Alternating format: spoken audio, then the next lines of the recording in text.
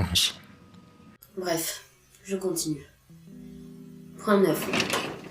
Question conjointe du ministère de l'Éducation nationale et de l'Enseignement supérieur.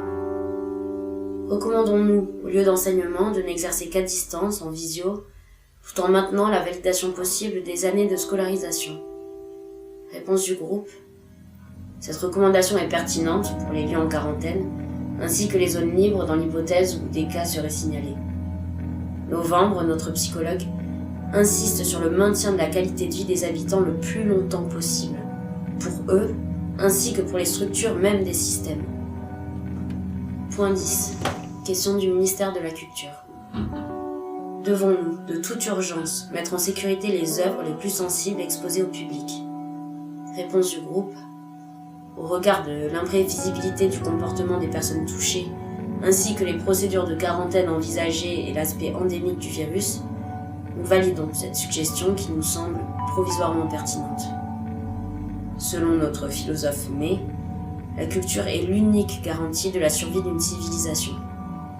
Cela étant, je la soupçonne de plus aimer les livres que les humains. Puis à l'écouter, il y a toujours un mais partout. Point 11. Question du ministère des Affaires étrangères. Sur le plan géopolitique, estimez-vous qu'un financement de grande ampleur dans les projets de développement sanitaire soit des dispositions efficientes sur le plan commercial? Si oui, devons-nous négocier avec les pays estimés hostiles? Réponse du groupe. Cette question a suscité des explications et des débats. Pour Septembre, économiste, toujours aussi prudent, expérimenté et mesuré, il est essentiel de continuer à créer de la richesse.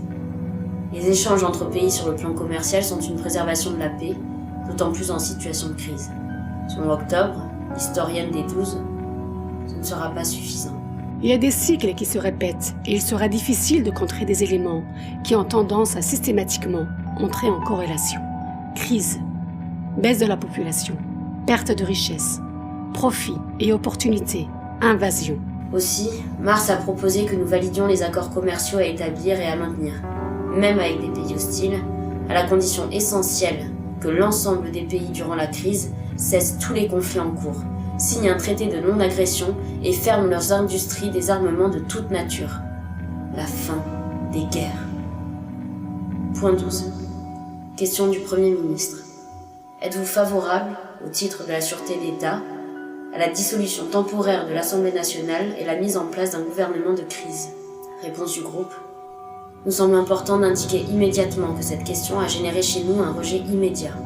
Enfin, tous, à l'exception de décembre, qui nous a sévèrement jugés de sujets naïfs. Néanmoins, les jours passent, l'accès aux informations, données comme vidéos et échantillons, nous avons saisi l'urgence de la question et avons petit à petit révisé notre premier jugement. Même Mars, pourtant plus sensible que quiconque à ces questions. Aussi, durant ces temps de crise, s'il est confirmé que les décisions politiques se limitent à l'analyse des besoins urgents et questions essentielles à nous soumettre, puis en retour à l'application immédiate et sans réserve de nos recommandations, nous comprenons la nécessité de la mise en place d'un gouvernement de crise. La fin de la politique. Validation de ces réponses du groupe A, 11 votes sur 12, l'un des membres s'étant abstenu. J'en viens à la conclusion de ce rapport. Allez en 1.12. Sauf si vous avez bénéficié de nos réponses directement, sans nos réflexions.